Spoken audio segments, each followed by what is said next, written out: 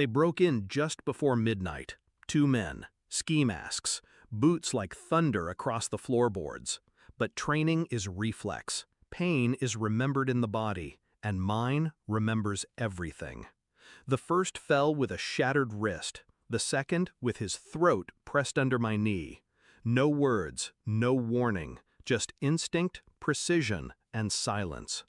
Then one of their phones buzzed. I let it ring once, then again.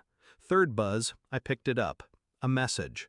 My son is in his room. Use him as a shield if you have to. No name, just a picture of my hallway. Another buzz. Finish him. It wasn't until the fourth buzz I noticed the contact name, my wife. And the photo wasn't from today. It was saved, planned, controlled by her. I texted back, "Your husband is gone. What to do with the boy?" The typing bubbles came instantly. Finish him. I stood over the bodies, heart calm, but cold. The boy's door was closed, locked from the inside. Good. I didn't knock, didn't need to. I already knew he wasn't mine. But it wasn't about the boy, not yet. It was her voice, her timing, her message. It replayed like static behind my eyes.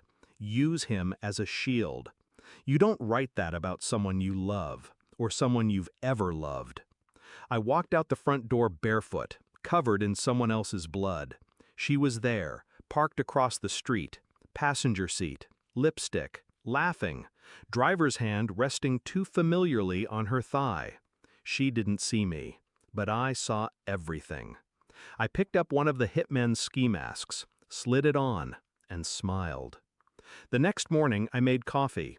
She returned home like nothing happened, kissed my cheek like she hadn't ordered my execution. "Sleep well?" she asked. I smiled, like the dead. I started quietly, strategically. Burner phone, clean lab, unregistered DNA swab from the boy's hairbrush. Every day I played the part. Breakfast, small talk, sex. Every night I stared at the ceiling while she lay beside me, mouth slightly open, dreaming of someone else's hands. The boy, he didn't deserve any of it. But she did. I traced the calls, the payments, the trail. She'd been meeting the same man every Thursday for 9 months. They called each other Angel in text messages. He called her by my name in bed. I watched the footage. No reaction, no rage, only calculation. The DNA results came in on a rainy Tuesday, the kind of day that makes the world feel too quiet. 0% paternity match. Not surprising, still final.